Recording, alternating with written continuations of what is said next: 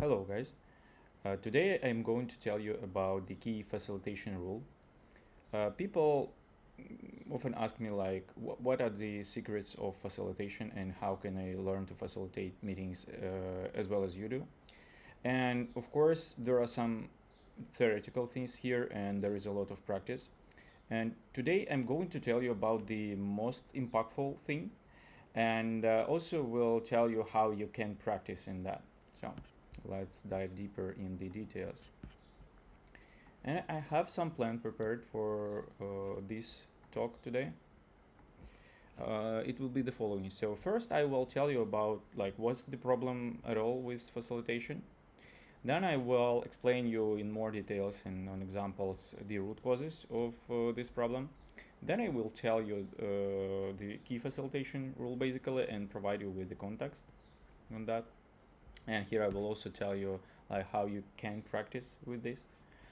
Then I will show you how this key rule is connected with other facilitation technique that I already told about, like when you discuss the problem by ordering concerns. And in the end, there will be a bonus for those who will stay. I will show you the general schema for any facilitation and explain you how to use it. So let's start. First thing about the problem, and you may wonder like, okay, why should I think about facilitation if, for example, I'm not a facilitator and not a manager? It's still important because if you attend discussions, you may feel like you're frustrated during these discussions and you don't know what to do with it. Even you, if you're not driving these discussions, when you will know how they should go, you will be able to impact them and somehow make them better. And in the future, you may even start to drive them. And facilitation is needed not only when you work in group, but when you think about things internally, like work on some plan or think about some issue. It still has the same structure as when you work in the group, and the same issues appear only just internally. And the problem, like problem breakdown or problem with realization with the facilitation, is the following. So there are two root causes of like what bad facilitation results starts from. And first root cause is that impactful questions are not answered, and I will explain it a bit later. But generally, it works like some piece of information was needed at the beginning and it was not provided, and then things that were discussed afterwards make no sense.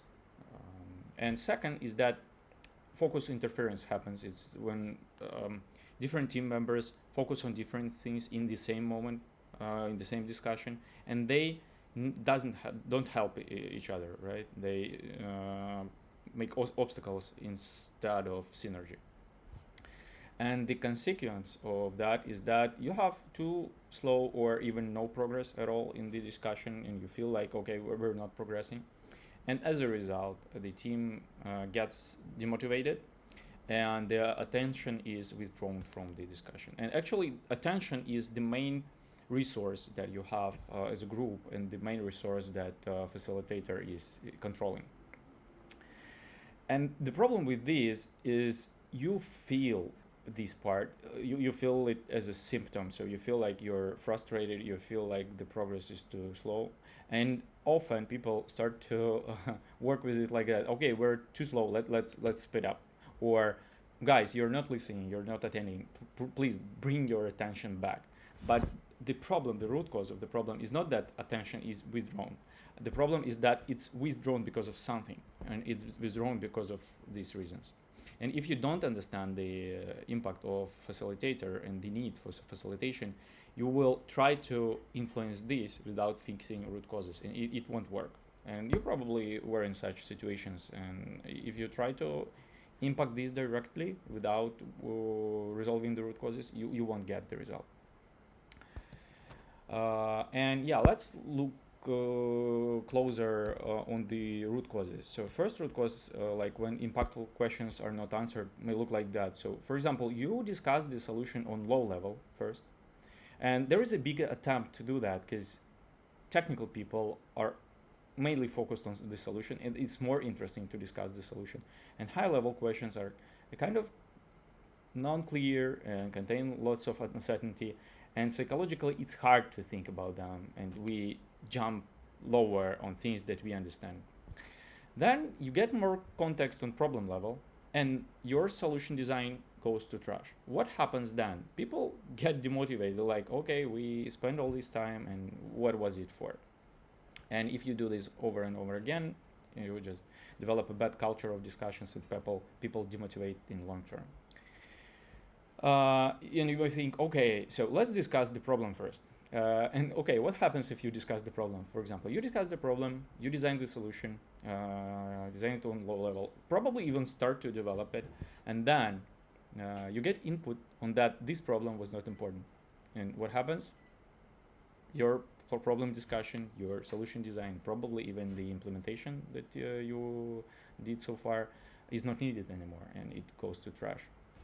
So that's what happens when impactful questions are not answered. It doesn't mean that you always can answer all the questions from the beginning. No, but you should try, right? You should do as much as possible. Second thing about the focus interference looks like that. You in the team discuss one problem, right? You discuss it, but after some time, for example, in 5 minutes, somebody asks a question, and you start to discuss the second topic without answering the first one. And if you're quite sensitive, you may feel like, oh, something bad is happening, but you don't know what to do with that, and you discuss the second problem, get to the middle of that, and then switch to the third one. And you feel like you're jumping from topic to topic during the entire hour, but don't make progress at all. So that's focus interference, like when different people think about different things in the same moment without focusing on one problem. And yeah, that's another root cause. And let's see how can you work with it. So here is the key facilitation rule. And the rule is the following: question is more important than the answer, right? You should always remember about that. And the algorithm of implementing this rule is the following: understand, it means like you internally, understand current main question, then write it down, then share this understanding with the team, so everybody should understand this question, then answer this question, and then repeat. So that's the key algorithm. If you will follow that, you will be successful, and you will progress fast in the topic that you are discussing. And you can make mistake on each of the steps. For example, you may not understand the current main question, or the question you understand is not the main one. So you may just focus on non-important question at the moment. You may do that. You may not write down the question, or you may not share understanding with the team. So you probably understand the question correctly, but everybody else understands it differently. And you may not provide an answer, but usually we are quite good in that. That's why question is more important, because we know how to answer the question. We are really bad in asking questions. And without facilitation, people always provide answer without understanding a question. There is a big temptation to provide an answer, and if you will focus and attentively look at how people behave when you discuss things, they always start to provide answers without getting the proper context. And if there is a person who starts from questions first and is attentive to the questions, he already is quite good as a facilitator. So he or she already knows the rule probably intuitively. And without facilitation, people always answer different questions at the same time, because the space of questions is very big. I mean, if you randomly pick up all the possible questions at the moment, you will just pick up a random set and they won't repeat. And it's impossible that a group of 5 people will think about the same question in the same time without synchronization. And if they do synchronization on the question, then they just apply this rule. And without question written down, people forget about it. Like you may speak about the question and you say, okay, the question is like that, let's work on that. But without a formulation, everybody will understand the question in different way. And without the formulation written down, people will forget about it and start to think about something else and start to drag attention to something else. And if you write down the question, it works like a contract. So guys, you see that, and everybody should see this written down question, of course. So if you have seen that, you agreed on that, let's focus on this one, right? And if we switch the question, it should be like contract re-signing. And yeah, what if you don't know what question should be answered at this particular moment? This is a beautiful part, because still there is a question. Like, the question is, what is the current main question, right? If you don't know what is it, then the question is about the question. It's quite simple, and you should focus on this. And there will be a big temptation again. If you don't know what question you should focus on, you will start to focus on things that you understand. It's not correct, because you may start to think about low level things which will go to trash after you will get the input. So you should be disciplined here, and you should drag attention to the question until you understand it. And yeah, how to practice? It's quite simple. During discussions, ask yourself what question is being discussed at the moment. So develop this sense of what is being discussed. And if you will practice the amount of time, you will start to feel it at every moment, right? And just practicing that. Like, put attention into that, try to answer this, try to understand what is being discussed and what question we are discussing. And you will notice that different people are focused on different questions at the same moment of time. So if you will start to understand this intuitively, it means that you have practiced enough. And second thing, like, ask yourself, is it the right question? And if not, then what is the right question? So practicing that during a discussion, ask yourself, what question is being discussed at the moment? If this person said that, what question is he or she trying to answer? And what is the right question? Try to understand what should be discussed at the moment. Practicing that, and the more you practice, the better you will be in following this rule. And on my channel, there is a video on how you can facilitate any complex topic discussion using ordering concerns. And actually, this practice of ordering the concerns came out of this key facilitation rule. Concerns just allow you to put all the questions on the board and then order them and agree, like, in what order are we going to discuss them. It's just an implementation of this rule. There might be other implementations, so you may follow like a 6 thinking hats approach, and hopefully I will tell you about this in the future. But again, it's about the same rule. It structures the process like you first ask a question and then answer it. Every facilitation technique will be about that. So the key thing is still the same. And yeah, if you want to see how ordering concerns work, just review the video. I will put it in the description. So that's it. That's the main theoretical part. Just do this, practicing this, and you will see how your facilitation skills grew up and how the performance of your team in discussions increases. If you like this video and if you find this advice helpful, press like and subscribe to my channel so that you will get notified about new videos. And now I will tell you about the bonus thing, like general schema for any facilitation. Let's review it. And like quite logically, the schema is a sequence of questions that you should ask in the proper order. So first question should go before the second one. And the questions are like that. What's the problem initial formulation? Like formulation of the subject. It should be somehow formulated. Like what are we discussing at all? So and it should be ideally written down. So that's about the subject. Then why should we discuss this problem but not a different one? So it's the question about motivation, like why are we discussing this at all? Why are we discussing this but not a different one? Then, how will we understand that the problem is solved? It's a question about acceptance criteria. Third one is how will we solve the problem? So a discussion of the solution. And fifth one is what is the execution plan? After we understand the solution, how do we execute it? And like usual process, if you don't put attention to facilitation, is like that. You have some formulation, some problem, it's not properly formulated, and you just jump to the fourth step or to fifth step. Like, okay, how will we solve it? Or even who will solve it and when?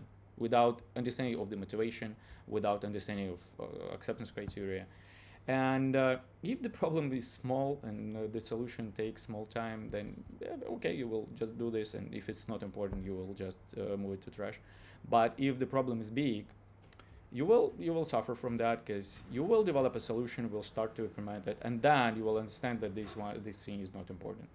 And even if it's important, you will suffer from the team members asking questions like quite silly questions that they would be able to answer themselves if they understand the motivation. But if they only understand the solution, they will over and over ask you about, like, should we do this or this, how will we implement this, and this will be clear if they understand the motivation. So and these questions are always in there, like this is the general schema, in the sense that you should always think about these questions, and they should always go in this order. So you shouldn't discuss solution before you understand why is it important than the other thing. But other questions may appear in between. So for example, you may add a question like, who is needed for this discussion, and this question will likely go before the subject, because you cannot say who is needed before you understand the subject. Or often there is a question like, is acceptance criteria A is more important than B? We often ask it because we want to understand, like, what is more important inside this problem, like what part is more important than the other, like, or if we will achieve this, will it be more helpful than if we achieve this?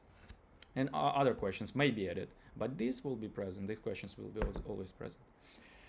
Then you shouldn't discuss question x+1, for example, fourth question, before you answer all the previous ones. And here I address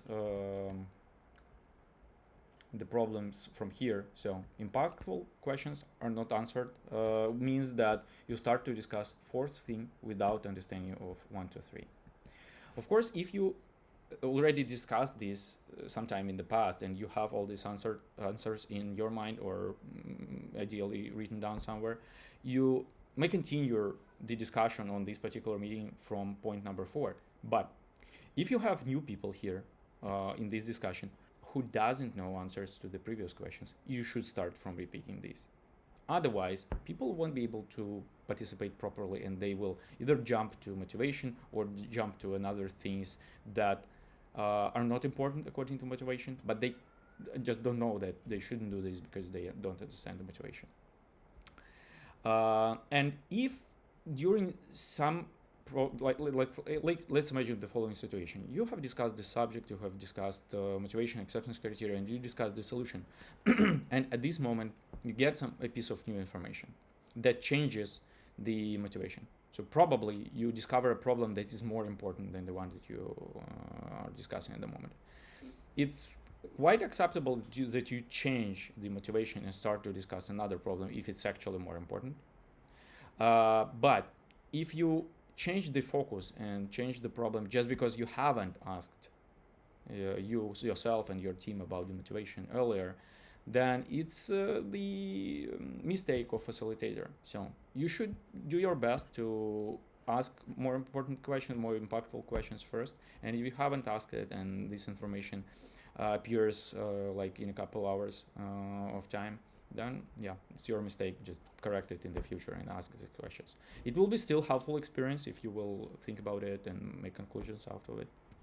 But yeah, you should do your best to answer these questions before discussing lower level ones.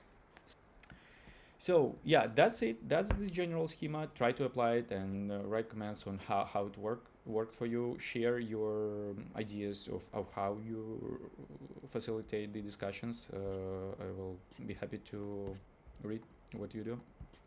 And that's it for today. Thank you for your attention, and see you soon.